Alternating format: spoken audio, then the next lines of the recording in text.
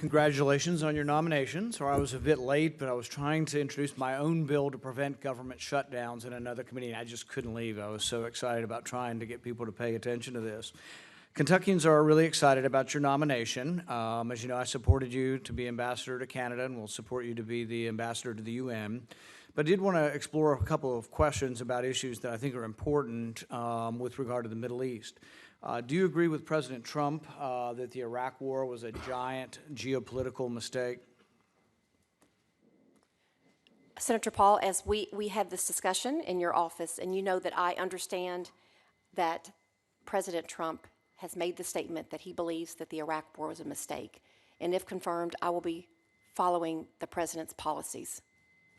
So do you agree with the President?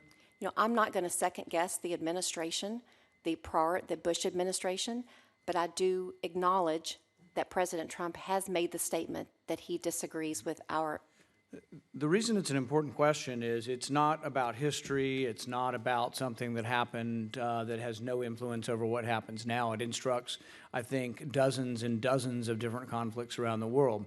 So, for example, do you think that the regime change in Libya has been to the world's advantage or to our advantage? You know, I think the regime change in Libya has been very important, especially because we do have, Haftar, we do have different situations going on at the moment. And it's really important that we have a strong presence there. You think the world's better off with the regime change and with the current situation in Libya?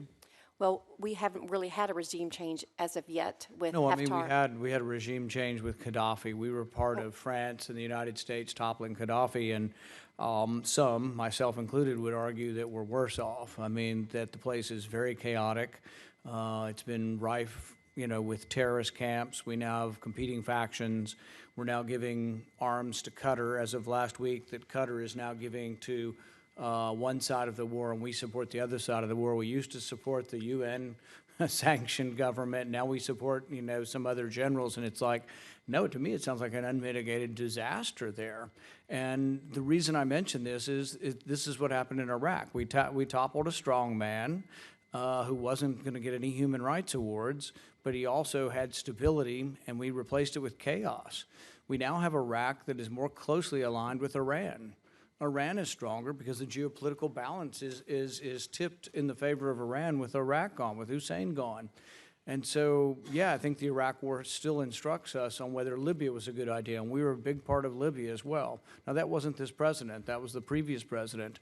But I think there is still a question, and there will be questions that will come before you at the UN, whether or not regime change in the Middle East is our business, and whether or not it has been to our advantage. So I guess the question really is going back to Libya. Do you think regime change has been to our advantage?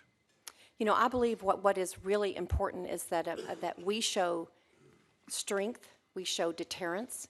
I mean, we have a situation in Iran with the most corrosive behavior. We have seen no change in their behavior. Right. You're speaking about Iraq. They are trying to take Iraq and make it into a client state. We have a special political mission there. But if the president were here, he would respond and he would say, yeah, and Iraq is open to that because Iraq's Shia majority now rules the place because we toppled Hussein. So, I mean, we've created the opportunity where Iraq is aligning themselves with Iran. It isn't sort of Iran taking over Iraq. It's Iraq having great sympathy for Iran. And so we just have to think these things through, because all throughout the Middle East, it's been run by iron-fisted men, and no diplomats, no Democrats, no people who believe in constitutional Republicans, no Jeffersonians, but they have stability. When we've toppled them, we've gotten instability. In Syria, hundreds and hundreds of thousands of people fled, and 100,000 people died because of this noble notion that we'd get rid of this dictator Assad. Well, it hadn't worked. I mean, that's my whole point. And the only point I'd like to leave you with is that the president feels like the Iraq War was a mistake. He's probably said it 200 times or more. And it instructs what we think about the other wars. And I hope you will take that to heart, because really, whether or not we get involved in the next Middle Eastern country. And the only other thing I would say about the Iran situation is realize that for as much of the problems we have with Iran, the stated problems, I think I've got as many or more with Saudi Arabia. They chopped up a dissident with a bone saw. You know, we continue to fuel an arms race that is Saudi Arabia pitted against Iran. Who spreads more jihadism and hatred of Christians and Jews and Hindus around the world? Saudis by far. $100 billion spent worldwide. So all I ask is, it's a complicated world. I don't have all the answers, but realize in the Middle East that there have been a lot of unintended consequences to our involvement. Thanks.